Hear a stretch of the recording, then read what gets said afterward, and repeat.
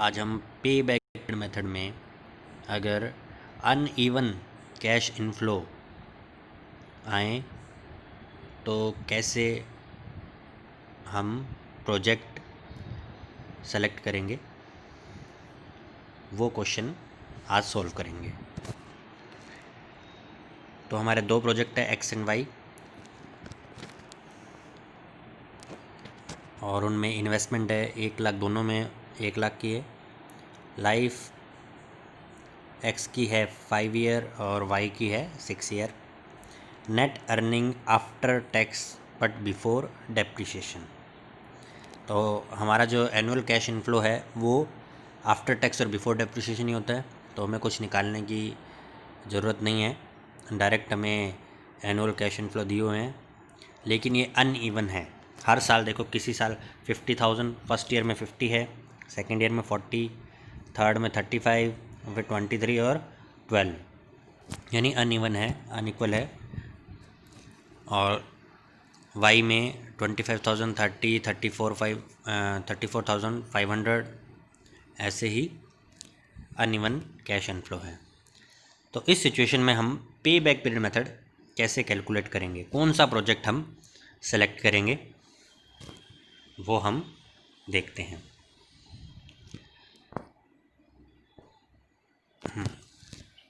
Calculation of पे back period. Year आ जाएंगे हमारे 6 साल तक है, तो 1 2 3 4 5 6, एक्स में 5 ईयर है और वाई में 6 ईयर है। तो एक्स में फर्स्ट ईयर था 50,000, तब हम एक कॉलम और बना देंगे, क्यूमुलेटिव कैश इनफ्लो, यानी टिल डेट तक कितना हमें कैश मिल चुका है, यानी प्रॉफिट कितना हो चुका है, हमें एनुअल प्रॉफिट कितना हो रहा है। फर्स्ट ईयर में 50 है तो हमारा क्यूमुलेटिव भी 50 हो जाएगा। सेकंड में 40 है तो क्यूमुलेटिव में 50 प्लस में 40 90,000 आ जाएंगे।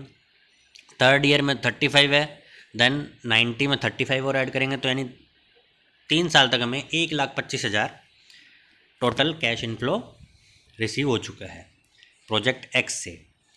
फोर्थ ईयर में 148,000 और फिफ्थ में 160,000, ऐसी वाई में है। इस हिसाब से हम क्यूमुलेटिव कैश इनफ्लो की टेबल बनाएंगे पे बैक पीरियड मेथड में। देन ये हमारा फॉर्मूला है, अगर अनइवन कैश इनफ्लो क्वेश्चन में दिए हुए हैं तो हम पोस्ट पे बैक पीरियड मेथड कैसे निकालेंगे। पे बैक पीरियड बराबर में ईयर्स बिफोर फुल रिकवरी, यानी जिस ईयर हमें रिकवर हो रहा है पैसा पूरा, उससे 1 साल पहले, ठीक है, प्लस में unrecovered cost at start of the year, यानी कॉस्ट हमारी कितनी रिकवर करनी है उस ईयर में, अपॉन में cash flow during the year, उस ईयर का कैश फ्लो क्या है। अब इसको हम सॉल्यूशन से करेंगे तो जल्दी समझ आ जाएगा हमें फॉर्मूला। पे बैक पीरियड प्रोजेक्ट एक्स का हमें निकालना है। देखो, सबसे पहले 2 आ जाएगा हमारा, रीज़न क्या है, ईयर बिफोर फुल रिकवरी, किस साल हमें पूरी रिकवरी हो रही है अमाउंट की, उससे 1 साल पहले का जो काउंट है या ईयर है वो हमें लिखना है। एक्स में हमारा इन्वेस्टमेंट था 1 लाख, 1 लाख रुपीज़ हमारा इन्वेस्टमेंट था, और हमारा 1 लाख रिकवर कहाँ हो रहा है, सेकेंड ईयर में क्यूमुलेटिव कैश इनफ्लो हमारा 90,000 आ रहा है, और थर्ड ईयर में 125,000, यानी 2 साल के बाद, यानी 2 साल और 3 साल के बीच का पीरियड होगा, तब हमारा 1 लाख रुपए पूरे हमें रिकवर हो जाएंगे। 1 लाख हमें पूरे रिकवर हो जाएंगे, या 2 साल और 3 साल के बीच का कोई पीरियड होगा, ठीक है। देन हम क्या करेंगे, ईयर बिफोर फुल रिकवरी में आ जाएगा 2, तीसरे साल हमारे को रुपए मिल रहे हैं तो उससे पहले का ईयर हमारा आ जाएगा 2, तो 2 हम लिख देंगे। 2 plus unrecovered cost at start of the year, कितनी कॉस्ट हमारी रिकवर नहीं हुई, कॉस्ट हमारी कितनी रिकवर नहीं हुई वो हम ऊपर लिखेंगे। 2 साल तक हमें 90,000 मिल चुके हैं, तो हमें रिकवर कितनी नहीं हुई, 10,000। टोटल हमारी इनिशियल इन्वेस्टमेंट कितनी थी, 1 लाख, और सेकेंड ईयर तक हमें 90,000 मिल चुके हैं, देन 10,000 हमारी अनरिकवर्ड अमाउंट है, तो वो हमारी ऊपर आ जाएगी। उस साल हमें 10,000 और रिकवर करने हैं तीसरे साल। तो 10,000 अपॉन में cash flow during the year cash flow हमारा कितना है? थर्ड ईयर में देखो आप 35,000 है, थर्ड ईयर का कैश फ्लो हमारा है 35,000, तो अपॉन में 35,000 आ जाएगा। तो 2 प्लस में 10,000 अपॉन में 35,000, इसको सॉल्यूशन करेंगे तो हमारा आंसर आएगा 2.28 आएगा। ये गलत लिखा हुआ है इसमें, 2.28 ईयर्स हमारा आंसर आएगा, यानी 2.28 में हमें 1,00,000 रुपये पूरे रिकवर हो जाएंगे। ऐसे ही वाई में है, वाई में भी 1,00,000 की हमने इन्वेस्टमेंट की थी, तो थर्ड ईयर में हमारा 89,500 हमें रिकवर हो चुके थे, तो 3 लिख देंगे हम, यानी फोर्थ ईयर में हमें अमाउंट पूरी रिकवर होगी। अब अनरिकवर्ड अमाउंट कितनी है? 89,500 तो हमें थर्ड ईयर में मिल चुके हैं, फोर्थ ईयर में 1,00,000 माइनस में 89,500 तो हमारा आ जाएगा 10,500 आ जाएगा। 10,500 हमें फोर्थ ईयर में रिकवर होंगे, मिलेंगे। और फोर्थ ईयर का हमारा टोटल कितना है? कैश इनफ्लो है 40,500, तो अपॉन में 40,500 आ जाएगा। 3 प्लस में 10,500 अपॉन में 40,500, देन हमारा आंसर आएगा, इसको सॉल्यूशन करेंगे तो 3.26। तो अब पे बैक पीरियड मेथड से हमारा कौन सा प्रोजेक्ट सेलेक्ट होगा जिसका टाइम पीरियड कम है? तो प्रोजेक्ट एक्स हम सेलेक्ट करेंगे, प्रोजेक्ट एक्स हम सेलेक्ट करेंगे।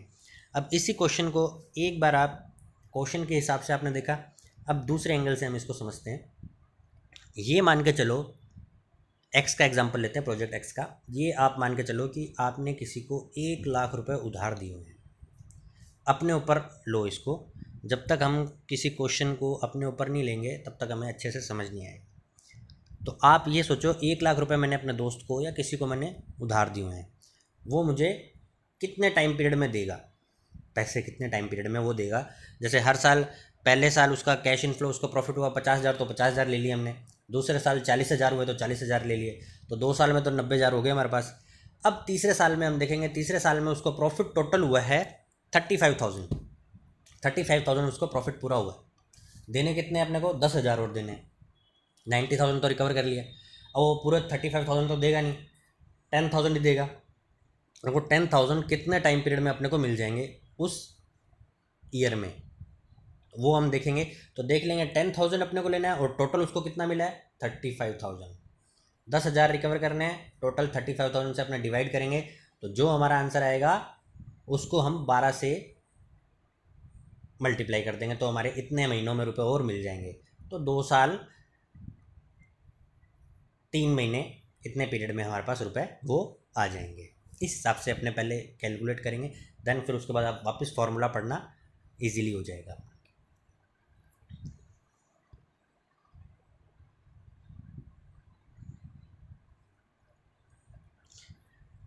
पे बैक पीरियड के बाद हमारा अगला है पोस्ट पे बैक प्रॉफिटेबिलिटी क्या होती है।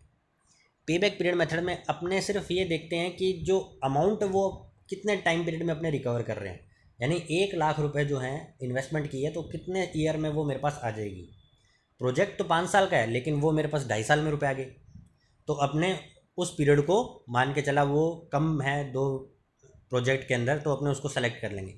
लेकिन अपने जो पोस्ट पे बैक है, पोस्ट पे बैक मतलब बाकी जो रिमेनिंग पीरियड है, उस पीरियड में जो प्रॉफिट हुआ है उसको अपने रिकॉग्नाइज नहीं करते, यानी इग्नोर कर देते हैं उसको। मान के चला लास्ट के जो 2.5 साल है उसके अंदर उसको अच्छा प्रॉफिट हो रहा है, 60-60 हज़ार या 1-1 लाख रुपए पर ईयर वो दे रहा है, देन तो अपने ने प्रोजेक्ट गलत चूज़ कर लिया। इसलिए अपने नया मेथड है पोस्ट पे बैक प्रॉफिटेबिलिटी, जो पे बैक पीरियड के बाद जो टाइम पीरियड है, पोस्ट रिकवर होने के बाद हमें क्या प्रॉफिट हो रहा है उसको इस पोस्ट बैक पीरियड मेथड में हम देखेंगे कितना होता है, उस हिसाब से अपने प्रोजेक्ट को सेलेक्ट करेंगे। तो इसका हमारा फॉर्मूला है अगर कैश इनफ्लो इवन है यानी यूनिफॉर्म है, then annual cash inflow plus में scrap value. Annual cash inflow में अपने क्या करेंगे, जो पे बैक पीरियड मेथड में जो टाइम निकला है उसको माइनस कर देंगे अपने लाइफ, प्रोजेक्ट की लाइफ में से। यानी 5 साल है प्रोजेक्ट की लाइफ और 2 साल पे बैक पीरियड मेथड आया, तो 5 माइनस में 2 बराबर में 3 आ जाएगा हमारा। ठीक है, तो एनुअल कैश इनफ्लो इनटू में 3 प्लस में स्क्रैप वैल्यू अगर कोई है तो हमारा आंसर आ जाएगा। अनइवन है, अनइवन अगर कैश इनफ्लो है तो टोटल अपने को कितना रुपए मिल गया, कैश इनफ्लो टोटल कितना हुआ, माइनस में इनिशियल इन्वेस्टमेंट जो अपने ने की है वो, प्लस में जो स्क्रैप वैल्यू अगर कुछ मिली है तो वो हमने ऐड कर देंगे। अभी सेम अपने जो एग्जांपल किया है उसी में पोस्ट पेबैक मेथड अगर अपने लगाएंगे तो क्या आंसर आएगा। अनइवन था, अनइवन के अंदर टोटल कैश इनफ्लो कितना हो रहा है प्रोजेक्ट एक्स में 1,60,000 और प्रोजेक्ट वाई में टोटल कैश इनफ्लो हमारा हो रहा है 2,10,000। ठीक है, 160 प्रोजेक्ट एक्स और वाई में 210। अब इसको अपने पोस्ट पेबैक पीरियड मेथड से निकालेंगे। प्रोजेक्ट एक्स में एक total cash inflow in life 160 minus में 1 लाख, देन 60,000 हमारा आंसर आ जाएगा प्रोजेक्ट एक्स का।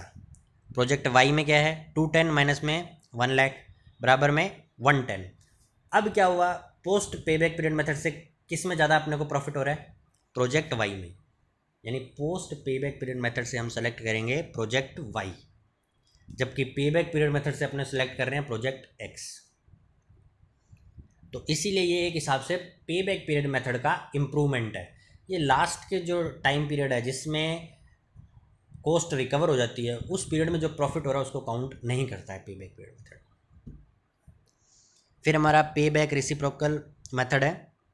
ये बेसिकली हमारी रेट ऑफ रिटर्न जो आ रही है उसको बताता है क्या हमारी रिटर्न आ रही है प्रोजेक्ट के अंदर, और जब कैश इनफ्लो इवन है यानी यूनिफॉर्म है तभी ये मेथड अप्लाई होगा। तो इसमें एनुअल कैश इनफ्लो अपॉन में इनिशियल इन्वेस्टमेंट इनटू में 100, तो परसेंटेज आ जाएंगे हमारे। या दूसरा आपने कर सकते हैं इसको 1 अपॉन में जो हमारा पे बैक पीरियड मेथड आया उसको लिख देंगे इनटू में 100। जैसे 1 अपॉन में पे बैक पीरियड मेथड हमारा आया 4 ईयर आया, तो 1 अपॉन में 4 इंटू में 100 बराबर में आ जाएगा हमारा 25% रेट ऑफ रिटर्न आ जाएगी।